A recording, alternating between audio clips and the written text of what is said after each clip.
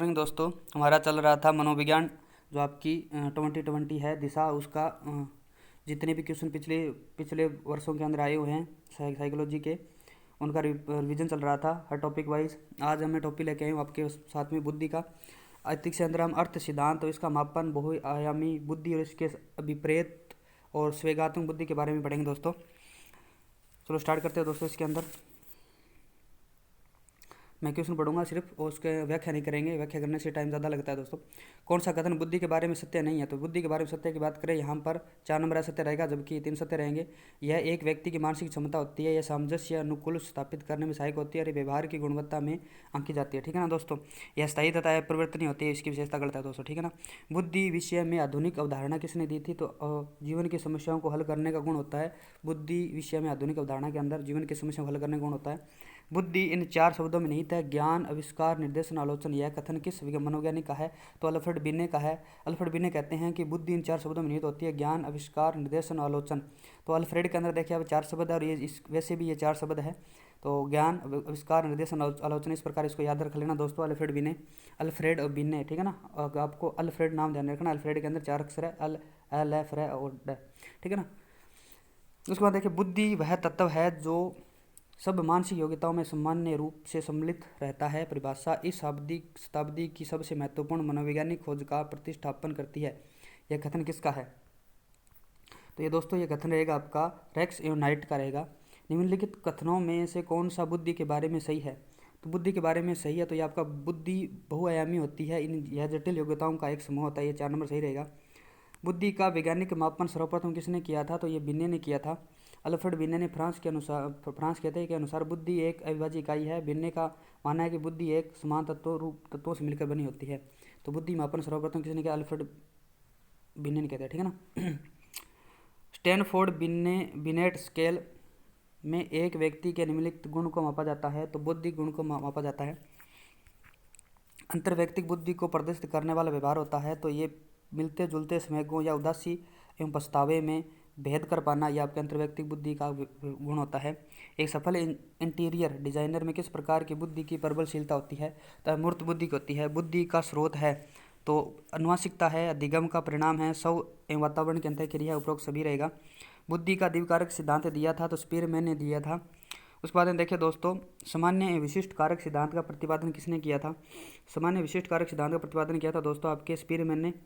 उसके बाद में देखें बुद्धि के त्रिकारक सिद्धांत किसने दिया था? त्रिकारक सिद्धांत दिया था टर्मन ने। इसके अंदर इन्होंने जी फैक्टर, एस फैक्टर और S1 S2 SN इस प्रकार के अलग अलग फैक्टर बताए थे, जिसके अंदर सामान्य कारक, विशिष्ट कारक और समय कारक दिया था टर्मन ने। त्रिकारक सिद्धांत। स्पीरमैन की बुद्धि संबंधी सिद्धांत है। स्पीरमैन का बुद्धि संबंधी सिद्धांत द्वितत्व का सिद्धांत होगा। स्पीरमैन ने द्वितत्व सिद्धांत, त्रितत्व सिद्धांतों का प्रतिपादन किया था। स्पीरमैन के अनुसार बुद्धि का बढ़ना किस आयु में आकर रुक जाता है? तो स्पीरमैन के अनुसार 16 वर्ष की आयु में बुद्धि का बढ़ना रुक जाता है। यह विश्वास है कि ये बुद्धि एक सामान्य मानसिक योग्यता है। निम्नलिखित में से किस मनोवैज्ञानिक के कार्य का परिणाम है? तो ये स्पीरमैन का है दोस्तों। निम्नलिखित में से कौन सा बुद्धि का सिद्धांत प्रक्रिया उन्मुखी सिद्धांत की श्रेणी में नहीं आता है? प्रक्रिया उन्मुखी सिद्धांत की श्रेणी में नहीं आता तो आपका स्पीरमैन का सिद्धांत नहीं आता, जबकि कैटल वार्ने का सिद्धांत आता है, स्टर्नबर्गर का सिद्धांत आता है और जेनसन का सिद्धांत आता है। यह बुद्धि का सिद्धांत है जो आपका प्रक्रिया उन्मुखी सिद्धांत की श्रेणी में आते हैं। ठीक है ना। कैटल का और जेनसन का और स्टर्नबर्गर का। थॉर्नडाइक का बुद्धि संबंधी सिद्धांत है तो बहुतत्व का सिद्धांत है, थॉर्नडाइक ने दिया था। बहुतत्व का सिद्धांत देखिए इसके अंदर आप यह सिद्धांत थॉर्नडाइक द्वारा प्रतिपादित किया गया था। इसकी मान्यता है कि सामान्य बुद्धि की कई भागों में व्यक्त किया जा सकता है, इस समस्त तत्वों में मिलकर एक सामान्य तत्व बनता है। थॉर्नडाइक ने इस सामान्य तत्व को अलावा कुछ मूल तत्व बताए हैं। ठीक है ना। उसके बाद देखिए दोस्तों निम्न में ऐसे किसने बुद्धि का बहुखंड सिद्धांत दिया था? तो आपका ये दिया था आपके थॉर्नडाइक ने दिया था। थॉर्नडाइक के अनुसार बुद्धि के प्रकार होते हैं दोस्त। किसके अंदर सामाजिक बुद्धि होती है, अमूर्त बुद्धि होती है, यांत्रिक बुद्धि होती है। थॉर्नडाइक ने एनिमल इंटेलिजेंस एवं एजुकेशनल साइकोलॉजी नामक पुस्तक की रचना की। बुद्धि के 3 प्रकार बताए हैं: अमूर्त बुद्धि, यांत्रिक बुद्धि तथा सामाजिक बुद्धि। ठीक है ना। व्यवहारिक बुद्धि को कहा जाता है तो ये मूर्त बुद्धि कहा जाता है व्यवहारिक बुद्धि को। गिलफोर्ड के बुद्धि संबंधी सिद्धांत है तो गिलफोर्ड का बुद्धि संबंधी सिद्धांत त्रिआयामी सिद्धांत है गिलफोर्ड का। इसके अंदर देखें गिलफोर्ड का जो त्रिआयामी सिद्धांत है इसके प्रतिपादक गिलफोर्ड थे। उनके अनुसार बुद्धि एक तार्किक रचना है। बुद्धि के इसके त्रिआयाम के अंदर विषय वस्तु यानी कंटेंट आएगा, संक्रिया यानी ऑपरेशन आएगा, और उत्पाद यानी प्रोडक्ट आएगा, सी और पी आएगा, ठीक है ना। विषय वस्तु, संक्रिया और उत्पाद बुद्धि होती है। इन्होंने विषय वस्तु के 5, संक्रिया के 5 और उत्पाद के 6 तत्व बताकर बुद्धि के 150 तत्व बताए थे, ठीक है ना। संक्रिया के भी 5 और उसके बाद विषय वस्तु के 5 और उत्पाद के 6 बताए थे, ठीक है ना। टोटल 150 तत्व बताए थे। इस प्रकार आप देख सकते हैं, ये आपकी उत्पाद है और विषय वस्तु है, और ये आपकी संक्रिया है। विषय वस्तु के अंदर आपकी दृश्य आकृति आएगी, श्रव्य आकृति आएगी, संकेतात्मक, भाषात्मक तथा व्यवहारात्मक विषय वस्तु आ जाएगी। और अगर संक्रिया की बात करें, यहाँ पर संज्ञान आएगा और सम्मति आएगी, बहुमुखी उत्पाद आ जाएंगे, एक मुखी उत्पाद आ जाएगा और मूल्यांकन आ जाएगा। और उसके बाद उत्पाद की बात करें यहाँ पर, तो इसके अंदर संबंध प्रणाली, इसके अंदर वर्ग, संबंध प्रणाली, रूपांतरण और अनुप्रयोग आ जाएंगे। गिलफोर्ड का बुद्धि संरचना मॉडल, त्रिविमीय संरचना मॉडल, प्रज्ञा संरचना सिद्धांत, बुद्धि का संरचनावादी सिद्धांत, बुद्धि का प्रतिरूप सिद्धांत, बुद्धि का प्रतिमान सिद्धांत, 3D थ्योरी, विषय वस्तु संक्रिया सिद्धांत, विषय वस्तु उत्पाद सिद्धांत। गिलफोर्ड ने 1967 में विषय वस्तु के 4 तत्व मानकर कुल 120 तत्व माने थे। 1977 के अंदर 150 खंड तथा 1980 के सिद्धांत में पुनः संशोधन हुआ और विषय वस्तु के आयाम में भागों की संख्या 6 कर दी, जिसके बाद 1980 के मॉडल के अंदर 656 यानी 180 खंड हो गए। विशेष अन्य वैज्ञानिकों ने गिलफोर्ड के 1980 के मॉडल की आलोचना की है। वर्तमान 1977 का मॉडल ही अधिक प्रचलित है, ठीक है ना दोस्तों। निम्न में से कौन सा युग्म सही नहीं है? इसके अंदर युग्म सही नहीं रहेगा दोस्तों, आपका फर्स्ट नंबर ऑप्शन सही नहीं रहेगा। बहुबुद्धि सिद्धांत आपका थॉर्नडाइक का दोस्तों, ये इसके अंदर गिलफोर्ड लिखा है, ये गलत है। क्लासिक अनुबंधन सिद्धांत पावलोव का है। मनोसामाजिक सिद्धांत एरिक्सन का है। अर्थपूर्ण मौखिक अधिगम सिद्धांत आपका असुबेल का है। बुद्धि के त्रयामी सिद्धांत के अनुसार बुद्धि के कारकों की संख्या होती है तो 120 होती है। बहुकारक सिद्धांत यानी कि बुद्धि के त्रयामी सिद्धांत के अनुसार 120 मानी जाती है, ठीक है ना। निम्न में से गिलफोर्ड ने कौन सी बुद्धि का सिद्धांत प्रतिपादित किया था? गिलफोर्ड के अन्य बुद्धि संरचना सिद्धांत दिया था। कौन सा पद गिलफोर्ड के सिद्धांत से संबंधित नहीं है? तो इसके अंदर आप देखेंगे तो लाभ नहीं है, संक्रिया विषय वस्तु उत्पाद है, जबकि लाभ नहीं है। गिलफोर्ड द्वारा प्रतिपादित बौद्धिक संरचना के मॉडल में कितने तत्वों को सम्मिलित किया गया है? तो इसके अंदर टोटल 120 या 150 तत्व बताए गए हैं। उसके बाद देखिए दोस्तों, गिलफोर्ड के बुद्धि संबंधी मॉडल में कुल कोष्टक हैं। कुल कोष्टक की बात करें 120 कोष्टक हैं। गिलफोर्ड द्वारा प्रतिपादित बौद्धिक संरचना के मॉडल में प्रारंभ में कितने तत्वों को सम्मिलित किया गया था? 120 को सम्मिलित किया गया था। निम्न में से कौन सा घटक गिलफोर्ड द्वारा प्रदत्त बुद्धि की संरचना मॉडल के विषय वस्तु विमा का नहीं है? विषय वस्तु के अंदर संज्ञान नहीं आएगा दोस्तों, ये संक्रिया के अंदर आ जाएगा, जबकि शाब्दिक है और सांकेतिक और आकृतिक आपके विषय वस्तु के अंदर आ जाएंगे। अभी पढ़ के आए थे, इसलिए पढ़ाया था आपको। कौन सा गिलफोर्ड के त्रिविमीय बुद्धि सिद्धांत के विषय वस्तु आयाम का घटक नहीं है? तो ये आपका प्रतीकात्मक, व्यवहारात्मक तो शाब्दिक आ जाएगा, जो कि प्रणाली नहीं रहेगा। निम्न में से कौन सी बुद्धि की विमा या आयाम जेपी गिलफोर्ड द्वारा नहीं दी गई है? तो संक्रिया विषय वस्तु और उत्पाद दिए गए, जबकि प्रणाली नहीं दी गई है। विभिन्न श्रेणी के मंदित बालकों को दर्शाई गई सही औसत बुद्धि का चयन कीजिए। तो इसके अंदर मंदित जो मंदबुद्धि बालक है, उसके 80 से 90 के बीच मंदबुद्धि IQ पाई जाती है, ठीक है ना। उसके बाद देखिए गिलफोर्ड, आपको इसका मिलान करना है। इसका सेकंड ऑप्शन सही रहेगा। गिलफोर्ड ने दिया था बहुबुद्धि का सिद्धांत दिया था। स्पीरमैन ने आपका द्विखंड का सिद्धांत दिया था दोस्तों। उसके बाद देखें थॉर्नडाइक ने बहुबुद्धि का सिद्धांत दिया। उसके बाद गिलफोर्ड ने त्रिआयामी सिद्धांत दिया था। स्पीरमैन ने द्विखंड सिद्धांत दिया था। थॉर्नडाइक ने बहुबुद्धि का सिद्धांत दिया था और थर्स्टन ने समयाखंड का सिद्धांत दिया था। गिलफोर्ड के बुद्धि संरचना प्रतिरूप में प्राप्त योग्यताओं का नामकरण किया गया है। तो संक्रिया, संगठक और उत्पाद के रूप में किया गया है। गिलफोर्ड के अनुसार निम्न में से बुद्धि का आयाम नहीं है। तो इसके अंदर विषय वस्तु, संक्रिया, उत्पाद है, जबकि संज्ञान नहीं है दोस्तों। बहुत बार क्वेश्चन है, याद रख लेना इसको। एडवर्ड डी बोनो ने गिलफोर्ड के अपसारी चिंतन के संप्रत्यय को क्या नाम दिया है? तो पार्श्व चिंतन नाम दिया है। एडवर्ड डी बोनो ने गिलफोर्ड के अपसारी चिंतन के संप्रत्यय को क्या नाम दिया है? तो पार्श्व चिंतन नाम दिया है। बहुबुद्धि सिद्धांत यानी बहुविमात्मक प्रज्ञा के जनक कौन है? तो ये आपके गार्डनर माने जाएंगे।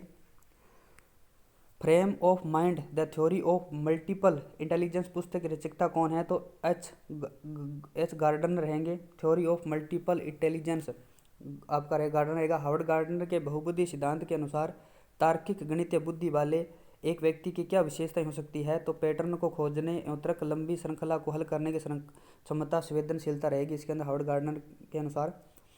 गार्डनर के वर्तमान में बुद्धि के कितने प्रकार बताए हैं? तो उसने वर्तमान में 9 प्रकार बताए हैं। बहुबुद्धि सिद्धांत का प्रतिपादक गार्डनर ने 1983 में किया था। गार्डनर के बुद्धि कारक सिद्धांतों की आलोचना करता है। गार्डनर का मानना है कि बुद्धि कारक नहीं होती है, बल्कि बुद्धि में तो प्रकार होते हैं। गार्डनर ने बुद्धि के 7 प्रकार बताए थे। तो एक तो आपकी भाषायिक बुद्धि होगी, उसके बाद तार्किक या गणितीय बुद्धि आ जाएगी, उसके बाद में आकाशीय या खगोलीय बुद्धि आ जाएगी, संगीतक बुद्धि आ जाएगी, व्यक्ति की अन्य बुद्धि आ जाएगी, व्यक्तिगत बुद्धि आ जाएगी, या आत्मन बुद्धि आ जाएगी दोस्तों, शारीरिक गतिक बुद्धि आ जाएगी। उसके बाद देखिए दोस्तों आगे, हावर्ड गार्डनर का कहना है कि कई प्रकार की बुद्धि या दिमाग के फ्रेम होते हैं, उनके द्वारा सुझाई गई बुद्धि की श्रेणी कौन सी है, तो ये प्रकृतिवादी कौशल है, ठीक है ना। बहुवादी बुद्धि ज्ञान को अनेक पद्धतियों में प्रदान कर एक से अधिक कौशलों को प्रकट करती है, विचार किसका है, ये आपका गार्डनर का है, बहुवादी बुद्धि सिद्धांत। गार्डनर ने बुद्धि के कितने प्रकार बताए हैं, इस मूलतः ने 7 बताए थे, वर्तमान के अंदर 9 है। बहुआयामी बहुबुद्धिमताओं के गार्डनर के सिद्धांत में कौन सी बुद्धिमत्ता शामिल नहीं है, तो इसके अंदर अंतर्व्यक्तिक आप पढ़ी थी, प्राकृतिक पढ़ी थी और अस्तित्वकारी पढ़ी थी, लेकिन संवेगात्मक बुद्धि नहीं बताई दोस्तों इसने, ठीक है ना। निम्न में से कौन सी बुद्धि गार्डनर के बहुबुद्धि सिद्धांत के को प्रदर्शित नहीं करती है, तो ये सांस्कृतिक बुद्धि सिद्धांत नहीं करती है, जबकि शारीरिक गत्यात्मक संगीतात्मक भाषाई सांस्कृतिक नहीं करती है। हावर्ड गार्डनर द्वारा निम्न में से एक को छोड़कर बाकी सभी बुद्धि के प्रकार बताए गए हैं।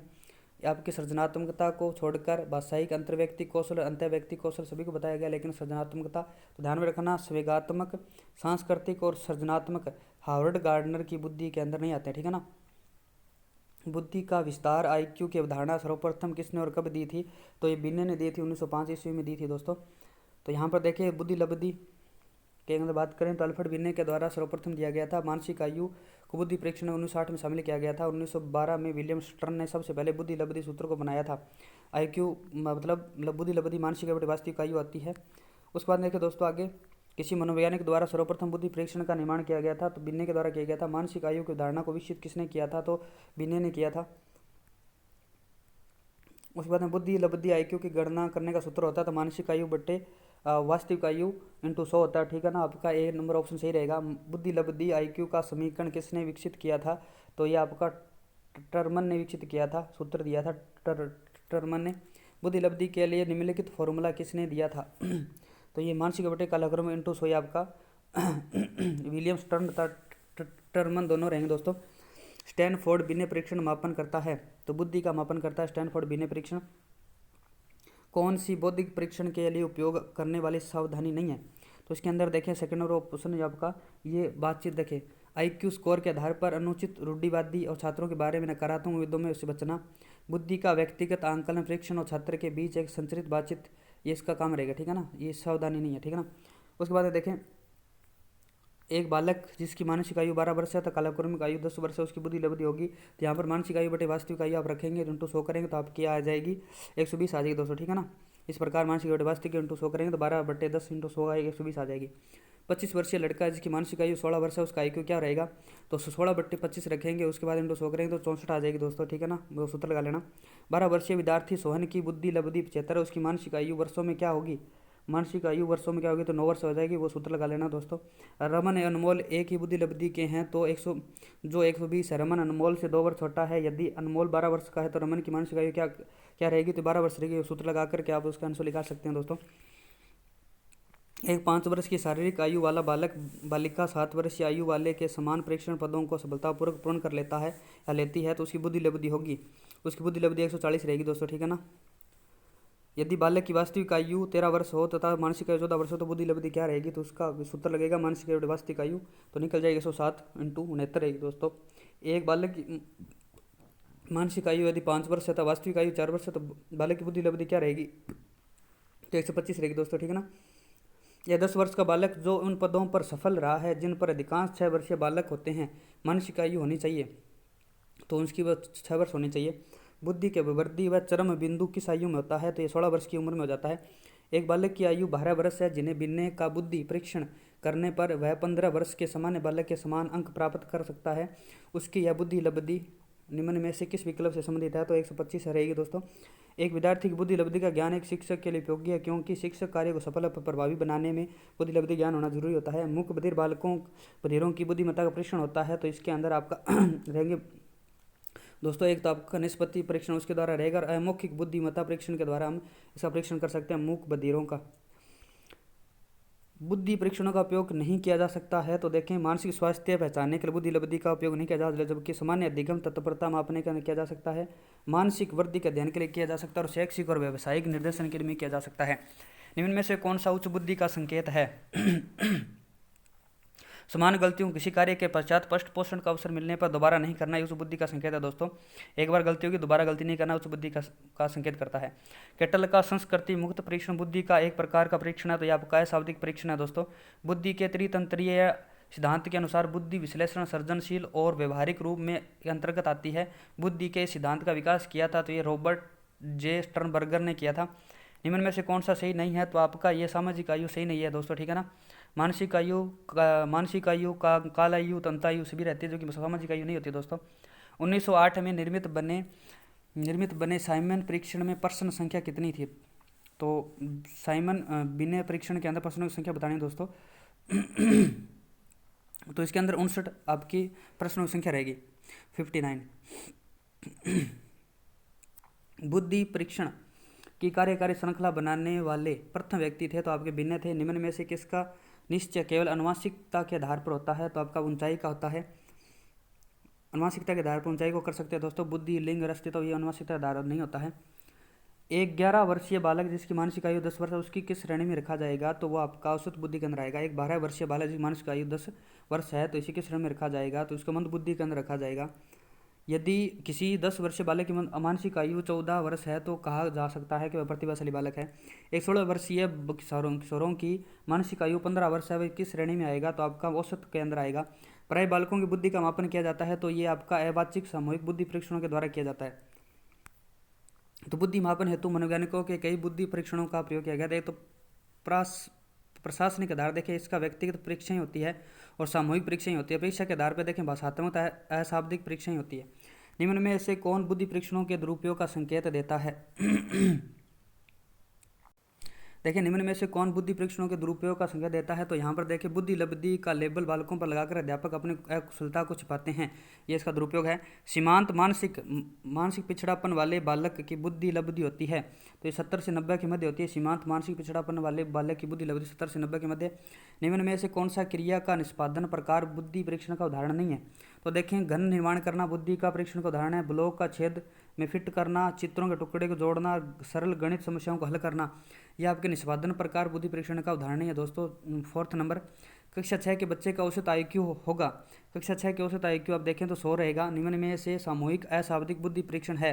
सामूहिक अशाब्दिक बुद्धि परीक्षण आपका आर्मी बीटा परीक्षण है। देखें, आर्मी अल्फा रहता है आपका सामूहिक शाब्दिक परीक्षण रहेगा, और आर्मी बीटा परीक्षण आपका रहेगा दोस्तों अशाब्दिक बुद्धि परीक्षण।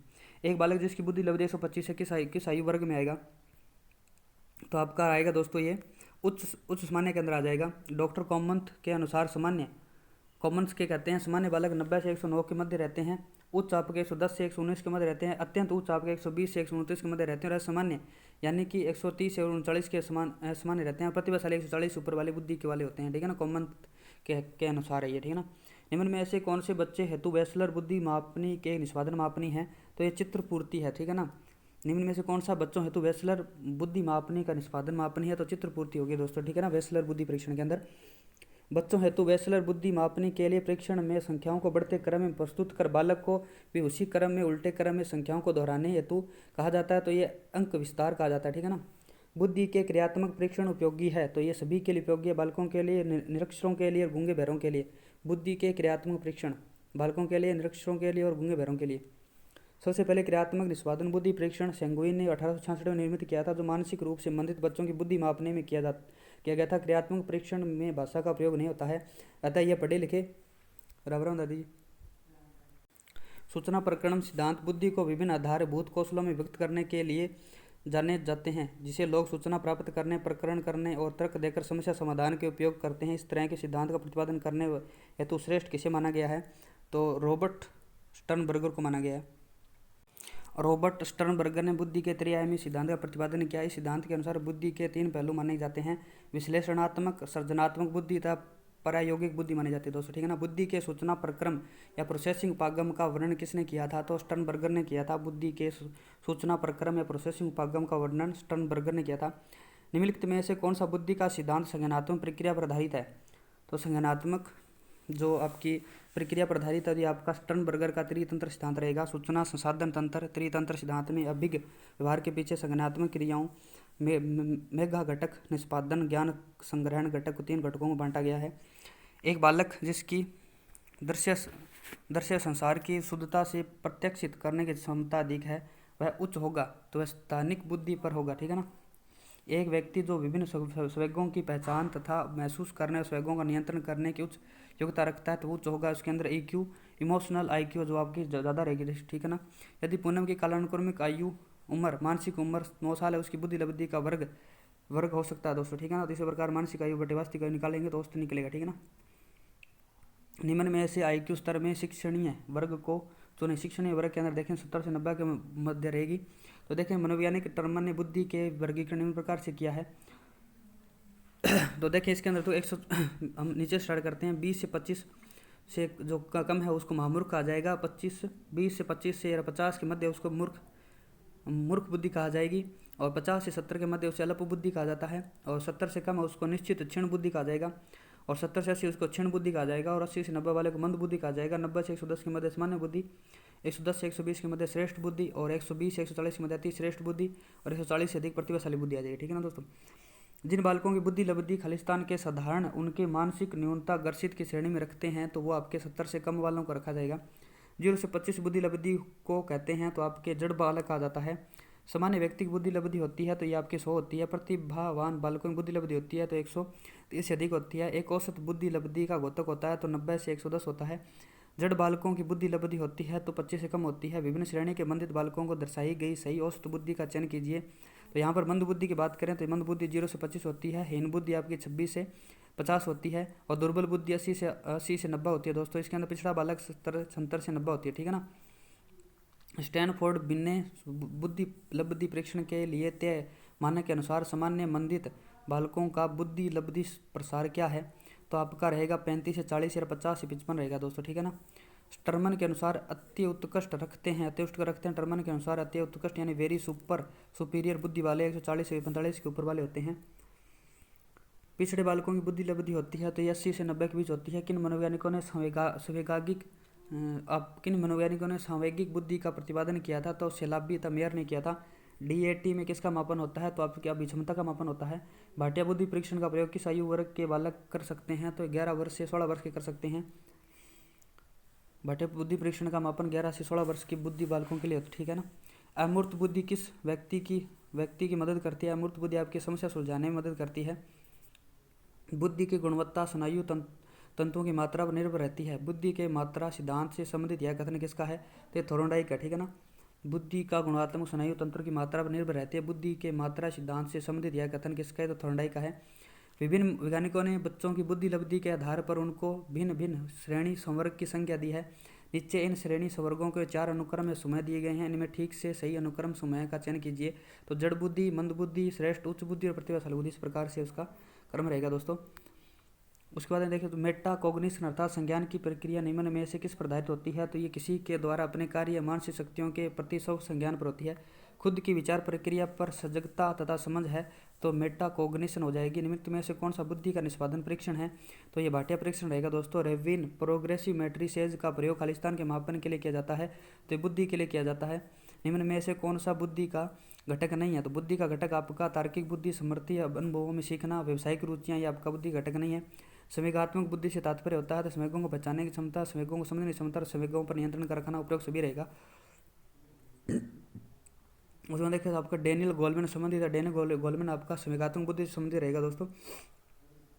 संवेगात्मक बुद्धि को लोकप्रिय बनाने का श्रेय किसको जाता है तो डेनियल गोलमैन को।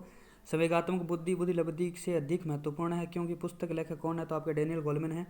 पुस्तक वर्किंग विद इमोशनल इंटेलिजेंसी संवेगात्मक बुद्धि के साथ कार्य के लेखक कौन है तो आपका डेनियल गोलमैन रहेंगे। गोलमैन, मेयर एवं साल्वे का नाम जाना जाता है तो आपका संवेगात्मक बुद्धि के रूप में जाना जाता है। संवेगात्मक बुद्धि की संकल्पना के प्रणेता है तो पीटर सलावे तथा जॉन मेयर रहेंगे। संवेगात्मक बुद्धि का पद का प्रयोग सर्वप्रथम अमेरिकी मनोवैज्ञानिक डॉक्टर पीटर सलावे तथा जॉन मेयर द्वारा किस वर्ष किया गया था तो 1990 के अंदर किया गया था। निम्न में से किस मनोवैज्ञानिक के संवेगात्मक बुद्धि पर काम किया था तो आपके हार्वर्ड गार्डन ने किया था। जॉन डी मेयर और पीटर सलावे तथा डेनियल गोलमैन ने संवेगात्मक बुद्धि पर प्रयोग किया था। उपरोक्त सभी रहेगा। निम्न में से कौन सा डेनियल गोलमैन द्वारा प्रतिपादित संवेगात्मक बुद्धि का आयाम नहीं है इसके अंदर सब जागरूकता, सब प्रबंधन और सामाजिक कौशल सभी है। सब सामर्थ्य इसके अंदर संवेगात्मक बुद्धि का आयाम नहीं है। तो देखिए विभिन्न विद्वानों ने संवेगात्मक बुद्धि के अंतर्गत अलग अलग तत्व बताए हैं। उदाहरण के लिए गोलमैन ने संवेगात्मक बुद्धि के 5 तत्व बताए हैं। पहला है स्व जागरूकता, आत्म नियमन, आत्म अभिप्रेरण, समानुभूति, सहानुभूति और सामाजिक दक्षता। निम्न में से कौन सा संवेगात्मक बुद्धि का तत्व नहीं है? संवेगात्मक बुद्धि का तत्व आपका उद्यमी सामर्थ्यता नहीं रहेगी दोस्तों, ठीक है ना। आत्म अभिप्रेरणा, परानुभूति, शब्दों को संचालन करना, ये शब्दों का नहीं दोस्तों, संबंधों को संचालित करना रहेगा। उद्यमी सामर्थ्य इसके अंदर संवेगात्मक बुद्धि के अंदर नहीं आती है। निम्न में से कौन सी डैनियल गोलमैन द्वारा प्रतिपादित संवेगात्मक बुद्धि की विशेषता नहीं है? तो आत्म चेतना रहेगी दोस्तों, आत्म नियंत्रण रहेगा, सामाजिक कौशल रहेगा, जबकि आत्म संतुष्टि नहीं रहेगी दोस्तों। मेयर 2008 द्वारा दी गई संवेगात्मक बुद्धि की संकल्पना में निम्नलिखित में से क्या समाहित नहीं है? तो इसके दूसरों के संवेगों को ठीक से पढ़ना, ये इसका समाहित है। आत्म प्रेरणा है, अपने संवेगों का नियमन और नियंत्रण है, दूसरों को अभिप्रेरित करना इसके अंदर सम्मिलित नहीं है दोस्तों। कौन सा संवेगात्मक बुद्धि का घटक नहीं है? तो संवेगात्मक अधिगम इसका घटक नहीं है, जबकि संवेगात्मक प्रत्यक्षीकरण करना, संवेगात्मक एकीकरण करना, संवेगात्मक प्रबंधन करना, ये इसके घटक रहेंगे दोस्तों। निम्न में से कौन सा संवेगात्मक बुद्धि का तत्व नहीं है? तो इसके अंदर सजीवों में विभेदन करने की क्षमता रखना, ये इसका संवेगात्मक बुद्धि का घटक नहीं है, जबकि संवेगों का प्रबंधन करना, सब अभिप्रेरित करना, दूसरों के संवेगों को पहचानना। निम्न में से कौन सा संवेगात्मक बुद्धि का आयाम नहीं है? तो इसका समस्या समाधान की जन्मजात क्षमता, ये संवेगात्मक बुद्धि का आयाम नहीं है। संवेगों का प्रत्यक्षीकरण, मूल्यांकन, अभिव्यक्ति, संवेगों की समझ और विश्लेषण करना, चिंतन एवं संवेगात्मक सुगमीकरण करना, ये सारे इसके आयाम रहेंगे। संवेगात्मक बुद्धि के विकास हेतु आवश्यक नहीं है संज्ञानात्मक कौशल, भावनात्मक क्षेत्र की योग्यताएं, मानसिक विकास, ये सभी रहेंगे। मार्गांतिकरण, शोधीकरण, इसकी आवश्यकता नहीं रहेगी दोस्तों। निम्न में से कौन सा संवेगात्मक बुद्धि का घटक नहीं है? संवेगात्मक बुद्धि का घटक आप देखिए फोर्थ, संवेगों को जागृत करना एक घटक नहीं है। संवेगों को जानना, संवेगों का प्रबंधन करना, अन्य लोगों के संवेगों को पहचानना। अगर देखिए संवेगात्मक बुद्धि के संप्रत्यय में योग्यता सम्मिलित नहीं है। योग्यता सम्मिलित मतलब संवेगों को समझने की, संवेगों को नियंत्रण करने की, संवेग मूल्य निर्धारण व्यक्ति करने की, संवेग उत्तेजित करने की इसकी योग्यता नहीं है दोस्तों। निम्न में से कौन सी संवेगात्मक बुद्धि का तत्व नहीं है?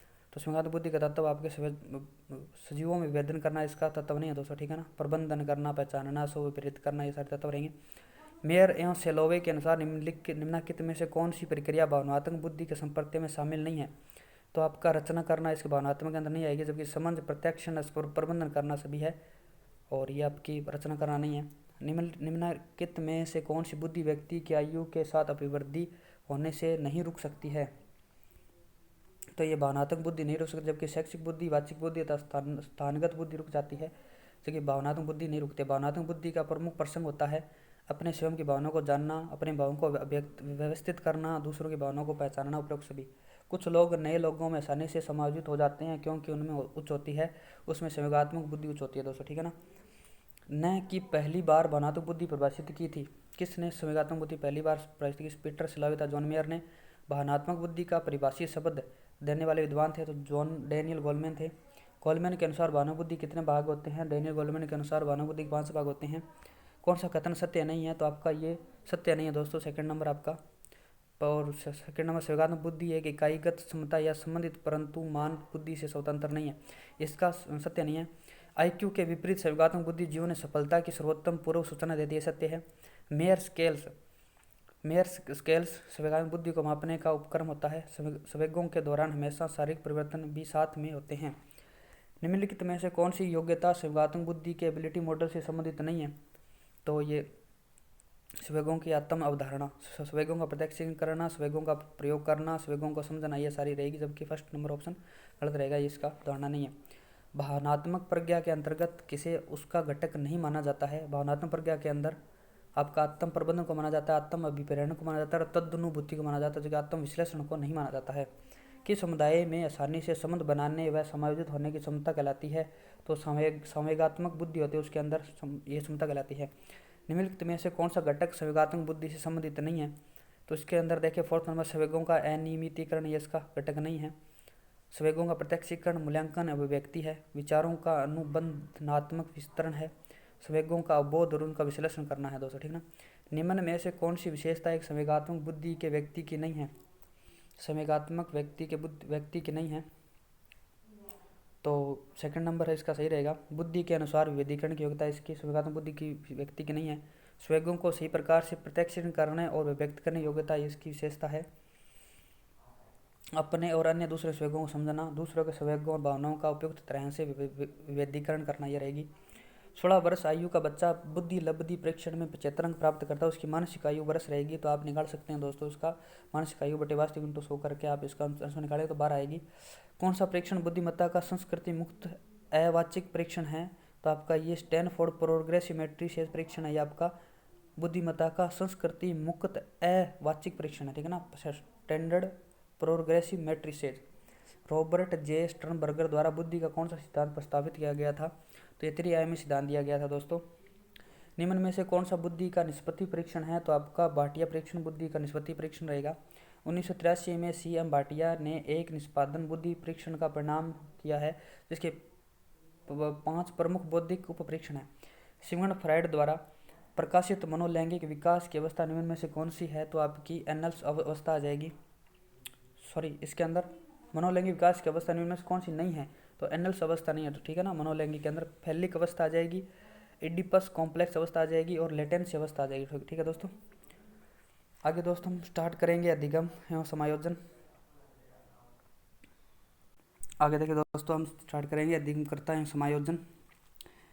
6 नंबर, विभिन्न अधिगमकर्ता की समझ, पिछड़े मंद बुद्धि बालक, प्रतिभाशाली वंचित बालक, अलाभवंत बालक, इन सभी के बारे में देखेंगे। आगे देखें दोस्तों, निम्न पहला क्वेश्चन देखें, निम्न में से कौन सी पिछड़े हुए बालकों की विशेषता नहीं है? तो कम बुद्धि रखते हैं, ये पिछड़े बालकों की विशेषता नहीं, अपनी प्रकृति प्रदत्त योग्यताओं को कम स्तर की शैक्षिक उपलब्धि का प्रदर्शन करते हैं, सामान्य विद्यालय कार्य के साथ वे गति नहीं कर सकते और अपनी आयु के बालकों से काफ़ी पिछड़ जाते हैं। पिछड़े हुए बालक वे हैं जो अपनी असहपाठी से उपलब्धि से पीछे है। इनमें प्रतिभावान बालक भी हो सकते हैं, सामान्य बालक भी होते हैं। जिन बालकों की शैक्षिक उपलब्धि अपनी आयु के अन्य बालकों से निम्न रहते हैं उन्हें कहलाते हैं, वे आपके पिछड़े बालक कहलाते हैं। एक बालक समान कक्षा में कई वर्षों तक रहता है, वह किस प्रकार का विशिष्ट बालक है? वह आपका पिछड़ा बालक है। निम्न में से कौन सी विशेषता मानसिक दृष्टि से पिछड़े बालक की नहीं है? तो आपकी पारिवारिक समायोजन का अभाव या उसकी मानसिक रूप से पिछड़े वाले की विशेषता नहीं, जबकि अमूर्त चिंतन का अभाव, शारीरिक विकृति होना, सीखने की धीमी गति, ये सभी विशेषताएं हैं। एक बालक जो गणित के अतिरिक्त अन्य विषयों में सामान्य जबकि गणित में बहुत अधिक उपलब्धि रखता है, इस बालक को निम्न में से किस श्रेणी में रखा जा सकता है? तो ये पिछड़े बालक में रखा जा सकता है दोस्तों। सॉरी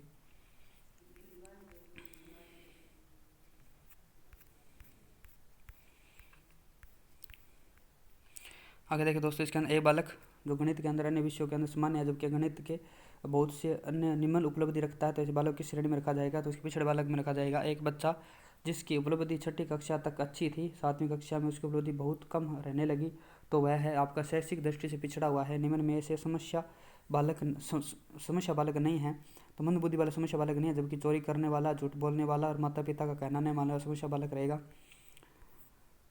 मंगोलिज्म होता है, तो आपका मंद बुद्धि वाला बालक मंगोलिज्म होता है। उसके बाद देखिए दोस्तों, प्रतिभाशाली बालक वह है जो अपने उत्पादन की मात्रा, दर व गुणवत्ता में विशिष्ट होता है। यह कथन किसका है? तो R.W. टेलर द्वारा दिया गया था। प्रतिभाशाली बालक अपने उत्पादन की मात्रा, दर व गुणवत्ता में विशिष्ट होता है, यह टेलर के द्वारा कहा गया था। प्रतिभाशाली बालक की विशेषता होती है, तो ये मानसिक क्रिया की तीव्रता होती है, दैनिक कार्यों में भिन्नता पाई जाती है, अमूर्त विषयों का रुचि होती है, उपरोक्त सभी रहेंगे। तो विशेषता की बात करें प्रतिभा बालकों की, ये बालक सफलता के लिए उन्मुख रहते हैं, बालक जोखिम लेने वाले नहीं होते हैं, इन बालकों का चिंतन अभिसारी होता है, यह बालकों में चिंतन केंद्रमुखी होता है, ये बालक परंपरावादी होते हैं, इन बालकों का मानसिक खेल खेलने के लिए प्रेरित रहता है और प्रतिभाशाली बालक रक्षात्मक प्रकृति के होते हैं। निम्न में से कौन सी विशेषता प्रतिभावान बालक की शिक्षार्थी की है? तो यदि किसी कक्षा गतिविधियों अधिक चुनौतीपूर्ण नहीं होती है तो वह कम प्रेरित अनुभव करता है और उब जाता है। खालिस्तान बच्चों में अमूर्तमान प्रत्ययों को ग्रहण करने की योग्यता होती है, तो प्रतिभाशाली बालकों में अमूर्तमान प्रत्ययों को ग्रहण करने की विशेषता होती है। प्रतिभाशाली बालकों की पहचान निष्पादन परीक्षणों द्वारा कठिन मानी जाती है, जिसका उपयुक्त कारण किस विकल्प में दिया गया है? तो निष्पादन मापन से पढ़ाई में पिछड़े हुए प्रतिभाशाली बालक को नहीं पहचान सकते। प्रतिभावान बालकों की पहचान करने के लिए हमें सबसे अधिक महत्व दिया जाता है, तो वस्तुनिष्ठ परीक्षणों के परिणामों को देना चाहिए। एक शिक्षक द्वारा प्रतिभाशाली बालक के उत्थान हेतु कौन सा प्रयास किया जाएगा? तो विशिष्ट कक्षाएं एवं प्रोत्साहन किया जाएगा। कक्षा में एक बच्चा जो कई प्रश्न पूछता है और उसकी रुचियां विस्तृत है, तो वह क्या कर रहा है? प्रतिभावान बालक है। विशिष्ट बालक अर्थ होता है, तो यह सामान्य बालक की अपेक्षा कम या अधिक गुण वाला होता है। निम्न में से कौन सा कर्तव्य बाल अपराध नहीं है? तो इसके अंदर देखिए, कक्षा में नींद निकालना यह बाल अपराध नहीं है। नशा करना, कक्ष से भाग जाना, चोरी करना, ये सारे बाल अपराध आएंगे। वर्तमान में असमर्थ निःशक्त बालकों की शिक्षा होती है तो ये समावेशी शिक्षा की दी जाती है, बाल अपराध का कारण नहीं है। तो उचित घरेलू वातावरण इसका कारण नहीं है, जबकि शारीरिक दोष, गरीबी, असफलता ये इसके कारण रहेंगे। बाल अपराध का कारण है तो माता पिता का अनबन रहना बाल अपराध का कारण रह सकता है। प्रतिभाशाली अधिगमकर्ता की आवश्यकताओं की पूर्ति के लिए सबसे उपयुक्त रचनाएं हैं तो तत्वरण और संवर्धन है, ये प्रतिभाशाली बालकों की वह रचनाएं होती है। यदि किशोर शिक्षार्थी विभाग व शिक्षक द्वारा बार बार तिरस्कार और तंग किए जाते हैं तो इसे उत्पन्न होती है हीनता की भावना उत्पन्न होती है। निम्नलिखित में से कौन सी संलग्नता युक्त बालक के शिक्षण की एक विधि है? तो PECS यानी पिक्चर एक्सचेंज कम्युनिकेशन सिस्टम संलग्नता युक्त बालक के शिक्षण की एक विधि है। इसे एंडी बोंडी तथा लोरी फोस्ट ने इस विधि पर कार्य किया था। तो देखिए निम्न में से कौन सी संलग्नता युक्त बालक की शिक्षण विधि है? तो आपकी PECS है, फुल फॉर्म ध्यान रखना, पिक्चर एक्सचेंज कम्युनिकेशन सिस्टम, ठीक है ना। ऑटिज्म की सर्वप्रथम व्याख्या की थी तो ये केंद्र ने की थी। ओहो क्या हो रहा है ये?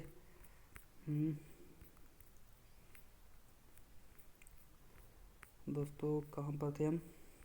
हाँ यहाँ पर देखिए निम्न में से कौन सी संलग्नता के लक्षण हैं? तो आपके ऊपर लिखित सभी देखिए, कमजोर सामाजिक व्यवहार रखना, रूढ़िबद्ध व्यवहार रखना और कमजोर संप्रेषण, ये संलग्नता के लक्षण होते हैं।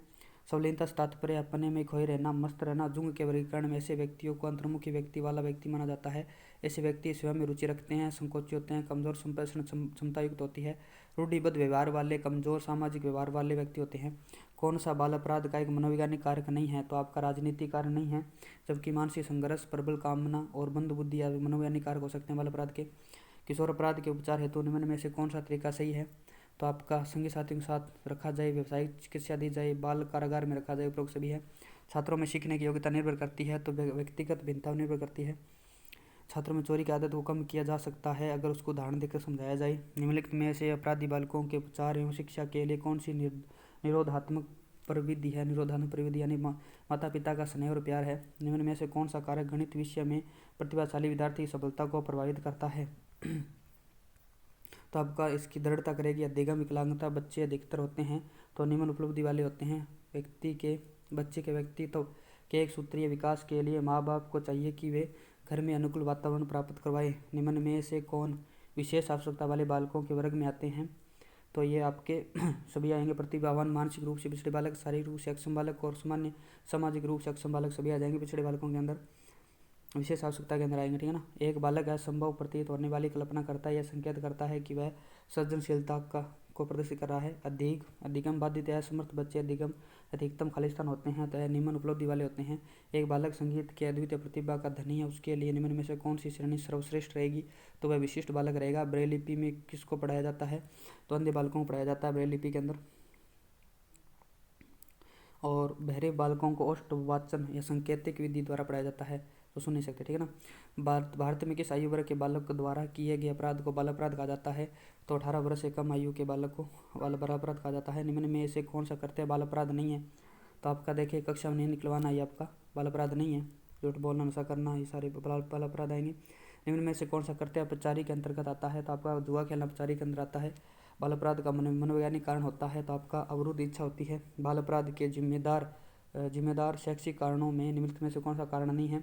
तो खराब संगत या शैक्षिक कारणों का नहीं आएगा। विद्यालय द्वारा अनुचित दंड देना, मूल्यांकन में पक्षपात करना, विद्यालय से भाग जाना, ये शैक्षिक कारण रहेंगे। दोस्तों निम्न में से किस स्थिति में सजा लाभदायक हो सकती है? जब बालक समझे कि सजा उसे नहीं उसके गलत व्यवहार के कारण दी जा रही है। निम्न में से कौन सा विकल्प उपलब्धि के व्यक्तिगत भिन्नता का प्रतीक नहीं है? तो आपका लिंग में विभिन्नता, ये आपके भिन्नता का प्रतीक नहीं है। पूर्व अनुभव में विभिन्नता, रुचि में विभिन्नता और पूर्व निर्देशन में विभिन्नता।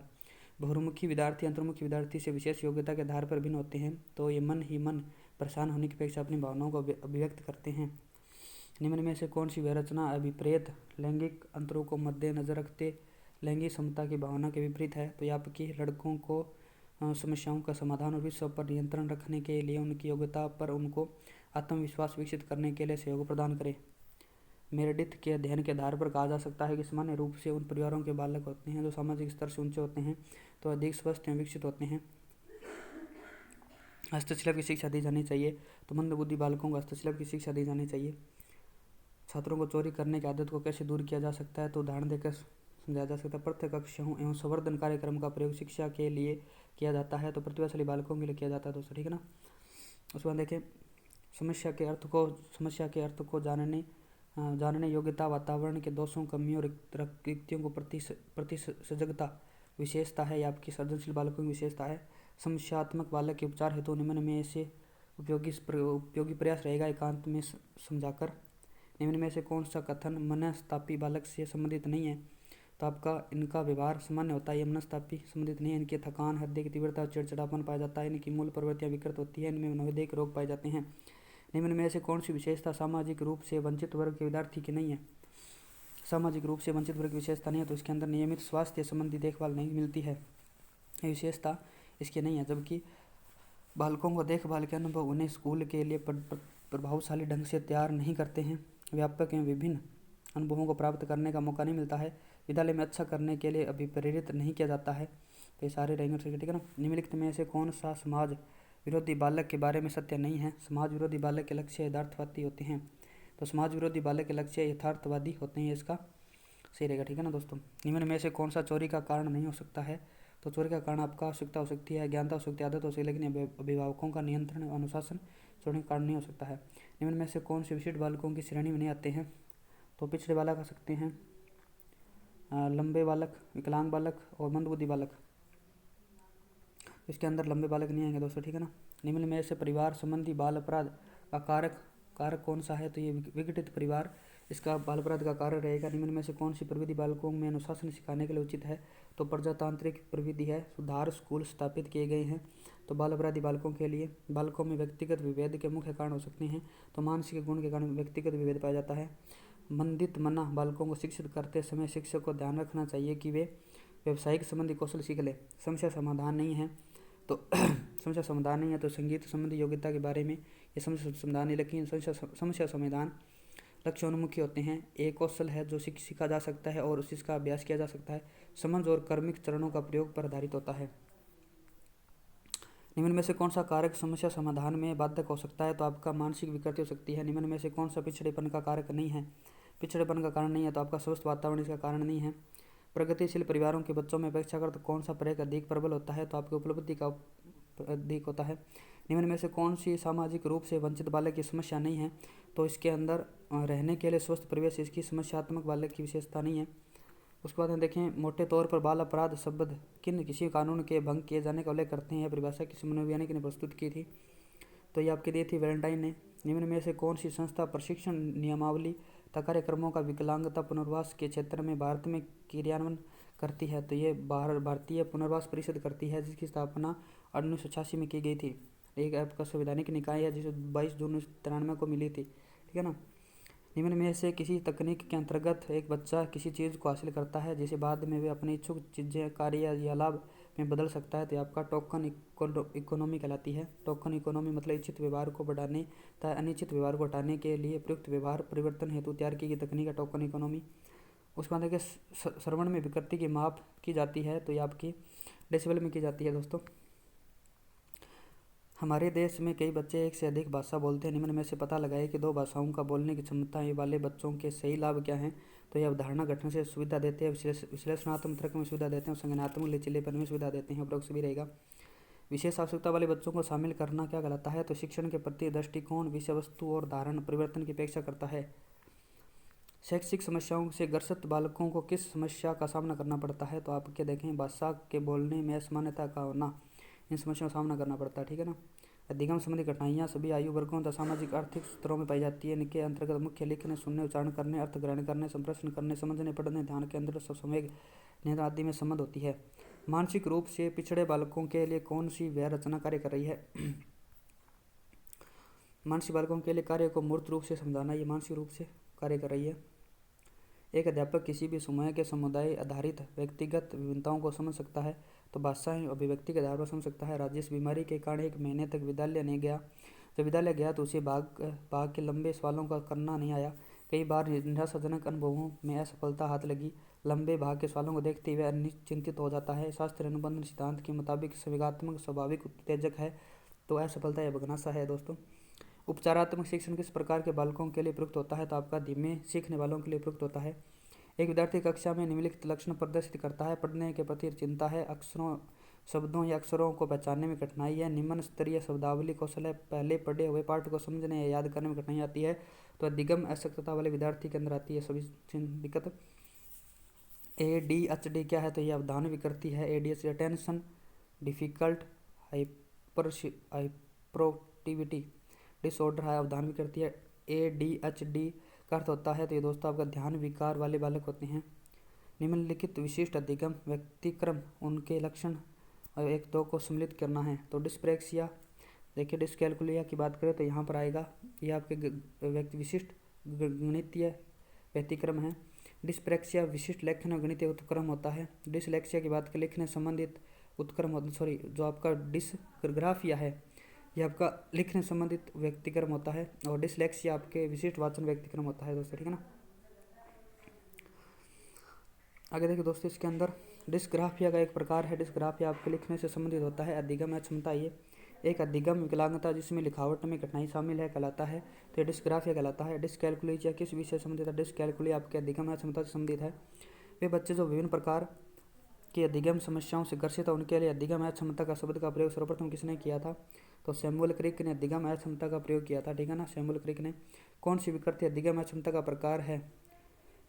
तो डिसलेक्सिया रहेगी दोस्तों। निम्नलिखित में से कौन सा मोटर कौशल के साथ विभिन्न प्रकार की कठिनाइयों को संदर्भित करता है? तो ये आपका करता है डिस्प्रैक्सिया करता है। बुलीमिया क्या है? तो भोजन ग्रहण विकृति आ जाती है बुलीमिया। तो एनोरेक्सिया नर्वोसा क्या है? बुलीमिया क्या है? तो बुलीमिया भोजन ग्रहण विकृति संबंधित है। एनोरेक्सिया नर्वोसा ये एक ऐसा आहार ग्रहण संबंधी विकार है जिसमें व्यक्ति स्वयं को भूखा रखकर दुबला करने का कठिन प्रयास करता है। एनोरेक्सिया नर्वोसा के अंदर बिंगी आहार विकार, इस विकार में व्यक्ति जरूरत से ज़्यादा आहार विकार करता है, आहार ग्रहण करता है। प्रोजेरिया कम आयु में वृद्धावस्था के लक्षण प्रकट होना। एक्रोफोबिया ऊंचाई से डर लगना। मिथोमेनिया झूठ बोलने या अतिशयोक्ति की आदत पड़ना। डिमेंशिया तर्क न कर पाना, स्मरण शक्ति का कमजोर होना। डिसलेक्सिया संबंधित होता है तो आपका ये पठन विकार से संबंधित होता है दोस्तों। मस्तिष्क की संरचना व कृत्यों में विभेद का परिणाम है, तो ये डिसलेक्सिया है। शब्दों में अक्षरों को क्रम को पढ़ने में कठिनाई का अनुभव करना और अक्सर चाक्षु स्मृति का हाथ से संबंध होता है, तो यह डिसलेक्सिया से होता है।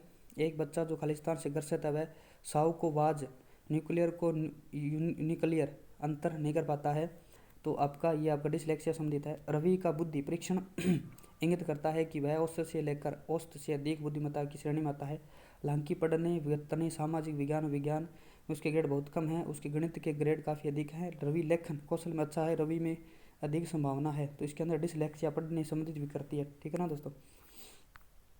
समावेशी शिक्षा शब्द अर्थ। समावेशी शिक्षा जो शब्द है इसका अर्थ होता है तो सामान्य बच्चों के साथ दिव्यांग बच्चों की शिक्षा है। समावेशी शिक्षा यह व्यवस्था है जहां विशेष आवश्यकता वाले प्रतिभाशाली पिछड़े बच्चों को एक से एक ही कक्षा में सामान्य बच्चों के साथ पढ़ाया जाता है, तो सभी बच्चों को ध्यान में रखते हुए बैठने की व्यवस्था, शिक्षण प्रविधियाँ तो उपकरणों का प्रयोग किया जाता है। समावेशी कक्षा में एक शिक्षक को सीखने में अक्षम या बच्चों को सीखने तो प्रोत्साहित कर उन्हें अतिरिक्त समय देना चाहिए, साथ ही उन पर विशेष ध्यान भी देना चाहिए, ठीक है ना। निम्न में से समावेशी कक्षा में शिक्षक की भूमिका होती है, तो इसके अंदर शिक्षक को निःशक्त बच्चों पर ध्यान नहीं देना चाहिए, ये इसकी विशेषता नहीं है दोस्तों, ठीक है ना। बच्चों की आवश्यकता के अनुरूप बैठने की पर्याप्त व्यवस्था होनी चाहिए समावेशी शिक्षा के अंदर। शिक्षक को सीखने के अक्षम बच्चों को अतिरिक्त समय देना चाहिए। शिक्षक को बच्चों को प्रोत्साहित करना चाहिए। प्रतिभाशाली बालकों की शिक्षा के लिए कौन सा उपाय प्रासंगिक नहीं है? तो इसके अंदर देखें पाठ्यक्रम की समृद्धि, श्रेणी उन्नति, विशेष कक्षाएं सारे हैं, जबकि उपचारात्मक अध्यापन प्रतिभाशाली बालकों के लिए प्रासंगिक नहीं है, ठीक है ना। और प्रतिभाशाली बालकों की बात हो रही है, ठीक है ना। प्रतिभाशाली बालकों के लक्षण क्या है? प्रतिभाशाली बालकों के लक्षण दोस्तों अभिव्यक्ति में नवीनता पाई जाती है और जिज्ञासा पाई जाती है, ठीक है ना। जबकि अति सक्रियता और वार्तालापप्रियता इसमें नहीं पाई जाती है, ठीक है ना। उस पर प्रतिभाशाली के पहचान में हमें प्राथमिकता देनी चाहिए, तो ये वस्तुनिष्ठ परीक्षण का परिणाम है, इसको प्रमुखता देनी चाहिए। निम्न में से कौन सा कुसमायोजन का व्यवहारात्मक लक्षण है? तो आक्रामकता है। कुसमायोजन का कौन सा तत्व विशेष रूप से निर्णय लेने से संबंधित है? तो आपका द्वंद्व है। विशेष आवश्यकता वाले बालकों के साथ कौन सी विधि प्रत्यक्ष रूप से संबंधित नहीं है? तो ये आपकी खेल कूद व अतिरिक्त पाठ्यक्रम गतिविधियों का विकास इसके संबंधित नहीं है, जबकि पाठ्यक्रम का विभिन्नीकरण करना, भिन्न शिक्षण विधियाँ, विशेष गतिविधियों का प्रशिक्षण देना, ये सभी आएंगे। निम्नलिखित में से कौन सा मानसिक मंदता के वर्गीकरण के अंतर्गत नहीं आता है? तो ये तीव्र मंदता नहीं आती है, ठीक है ना। मानसिक मंदता के अंदर हल्की मंदता, गंभीर मंदता, जबकि मध्यम मंदता आती है, जबकि तीव्र मंदता दोस्तों नहीं आती है। न्यूनतम आधारित सुविधाओं से वंचित बालकों को निम्न रूप में वर्गीकृत किया जाता है। न्यूनतम आधारित सुविधाओं से वंचित बालकों को निम्न रूप में वर्गीकृत किया जाता है। तो प्रतिकूल परिस्थिति ग्रस्त बालक के अंदर वर्गीकृत किया जाता है, प्रतिकूल परिस्थिति बालक के अंदर। जेपी गिलफोर्ड के अनुसार सृजनात्मक बालकों की विशेषता कौन सी नहीं है? तो इनमें चिंतन में समानुभूति, ये इसकी विशेषता नहीं है, जबकि समस्या में बहुविध उत्तर पाया जाता है, चिंतन में लचीलापन पाया जाता है और चिंतन में मौलिकता पाई जाती है। तो ये दोस्तों आपने अभी बुद्धि और समायोजन के दोनों टॉपिक हमने कंप्लीट कर लिए हैं। मिलेंगे नेक्स्ट वीडियो के अंदर। तब तक आप अपने इस चैनल को, अगर आपको अच्छा लगता है तो आपको वीडियो को शेयर करना है, लाइक करना है, सब्सक्राइब करना है, जिससे हमारा मोटिवेशन बना रहता है दोस्तों। बहुत ज़्यादा मेहनत लगती है दोस्तों। चलो मिलते हैं नेक्स्ट वीडियो। जय हिंद, जय भारत।